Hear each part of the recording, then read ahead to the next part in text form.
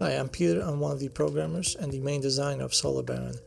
This is the first of many bi-weekly devlogs we plan to put out. In this video, I'll talk a little bit about where we currently are with development and provide an overview of the game. So if you saw our announcement trailer back in early 2020, you may have noticed a very subtle change that we made to the Steam page, and the fact that the game didn't actually come out that year.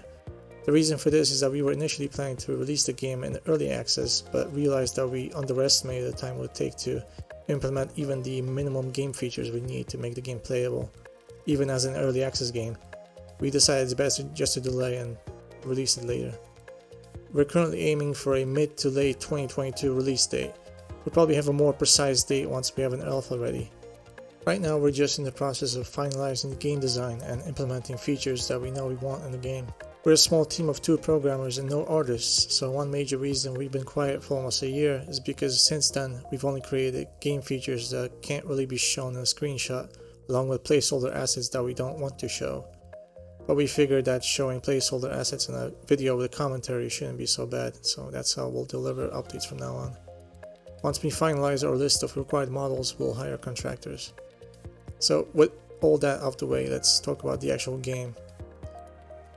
So first of all, the solar in Solar Baron refers to the solar system, not solar panels.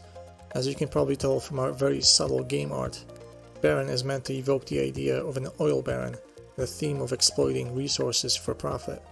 This is a single-player game where the player controls an interplanetary transport, mining, and space tourism company and competes against AI corporations.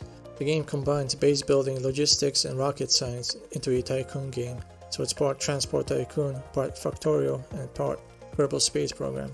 The game is set in a solar system that's scaled realistically, so it has planets and moons that are thousands of miles in diameter, and the distances between them are also comparable to our own solar system. Traveling from a planet to one of its moons will take several in-game days, and traveling to a different planet will take several months. There's of course time compression to help with that. But the game world isn't big just for the sake of being big.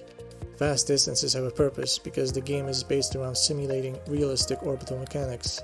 Spacecraft in Solar Baron travel by performing engine burns at specific points in their orbit, and they use Hohmann transfers to intercept celestial bodies and rendezvous with spaceports. The player doesn't directly control spacecraft in our game.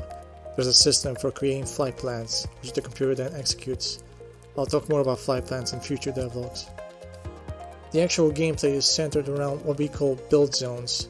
They're basically plots of land where you can do stuff like construct buildings, land spacecraft, mine resources, manufacture things, and so on.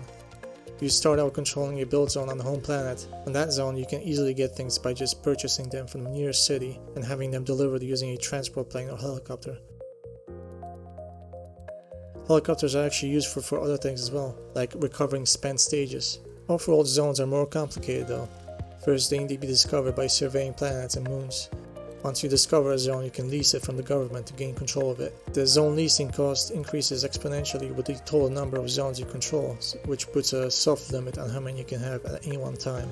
Later on, companies will be able to get around this limit by converting their zones into independent colonies, and thereby becoming the baron of those colonies, receiving a large portion of their profits. The spacecraft designer in Solar Baron is simplified compared to games like KSP and Simple Rockets 2.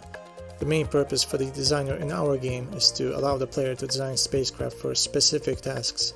They just need to have enough delta V, enough thrust, the right engine, the right fuel type, the right equipment, sufficient cargo capacity, and so on, depending on the mission you have planned for them.